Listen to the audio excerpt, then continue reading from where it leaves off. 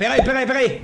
Vai começar agora o corte, mas não se esqueça, se inscreva, ative o sininho e deixe o seu like. Jogue duro, aproveite o corte.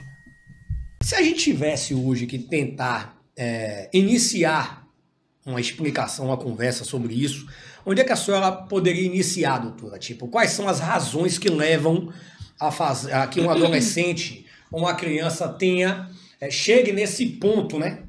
Eu acho que é um processo de construção até se chegar a uma atitude radical como a gente tem visto por aí. Mas onde é que isso se inicia? Como é que a gente pode começar a abordar esse tipo de tema? Olha, eu acredito que tenha dois principais eixos, né?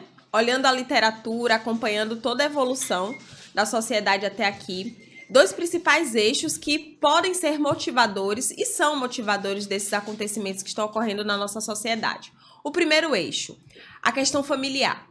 Hoje a família, a configuração familiar difere muito da configuração familiar do passado. E foram perdidos alguns princípios norteadores para essas crianças e adolescentes.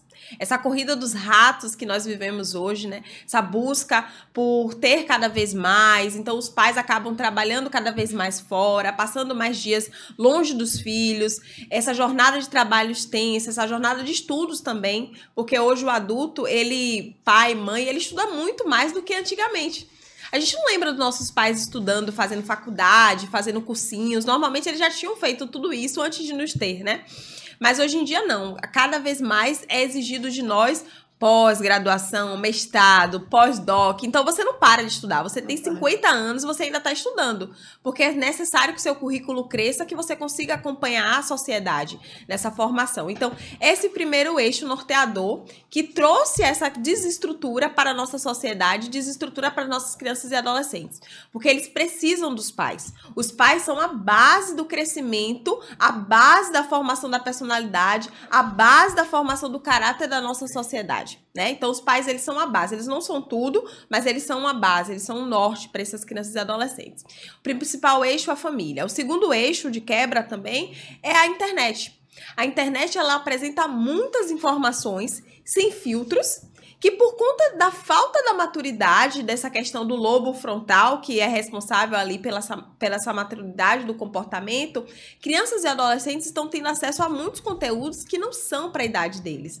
Então, como eles não têm uma questão de filtro de saber isso aqui eu dou conta de receber, isso aqui eu não dou conta de receber, e eles não estão sendo supervisionados na internet, eles ficam cada vez mais livres para consumir qualquer tipo de conteúdo, faz com que eles fiquem também desestruturados. Eles não sabem como receber aquela enxurrada de conteúdos e continuar, vamos dizer assim, com o mesmo comportamento. Então, se ele tem uma raiva dentro dele porque ele está vivendo um bullying na escola e ele não tem ninguém para compartilhar, ele se sente sozinho, ele vai buscar na internet um acolhimento.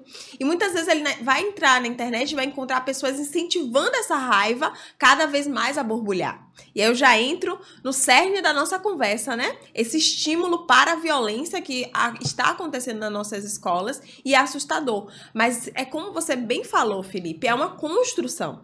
Não foi de um dia para o outro que aquele adolescente resolveu se vestir daquela forma, entrar naquela escola e, infelizmente, matar os colegas.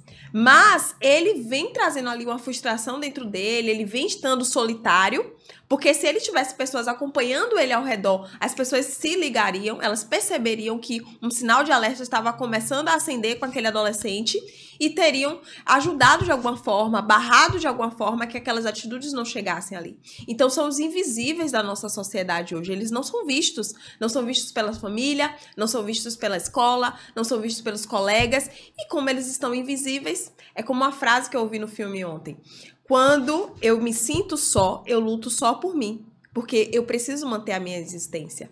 Então, quando o adolescente ele se sente só, ele se torna cada vez mais egoísta. E o que aflora dentro dele muitas vezes vai ser cada vez mais essa raiva, que vai ser o aconselhador dele, que vai ser o direcionador da vida dele. E a família tem uma coisa interessante, porque a família ela pode ter uma ausência significativa, mas a família não entende essa ausência, porque às vezes a gente chama os pais, explica o cenário e eles falam: pô, mas eu dou tudo para meu filho, eu trabalho Você fala na qualidade de professora, isso, né? Não, quando a gente chama um pai e uma mãe para conversar sobre um determinado comportamento de um determinado aluno, Sim. Muitos pais falam: eu dou tudo, eu trabalho o dia inteiro, de domingo a domingo, 3 turnos, dou tudo para ele, dou comida, mas não dá atenção. Então, isso vai acumulando, como você mesmo disse, e ele tem o refúgio à internet, que a gente não sabe realmente o que é que vai acontecer. Ao mesmo tempo, tem o outro lado, daqueles pais que potencializam a violência. Então, às vezes, nós chamamos o aluno, chamamos o pai e a gente entende perfeitamente o perfil do aluno pelos Quando pais. vê Os pais agressivos, ninho lá. pais agressivos.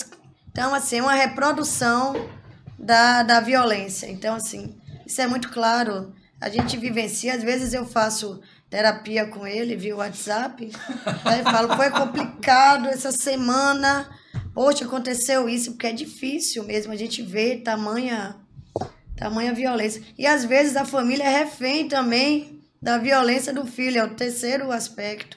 Às vezes chama os pais e os filhos dominam, porque existe uma outra fonte, seja a internet ou seja o vínculo com facções, que faz com que traga um empoderamento naquele menino e ele não deixa que os pais se pronunciem. Então é muito complexo.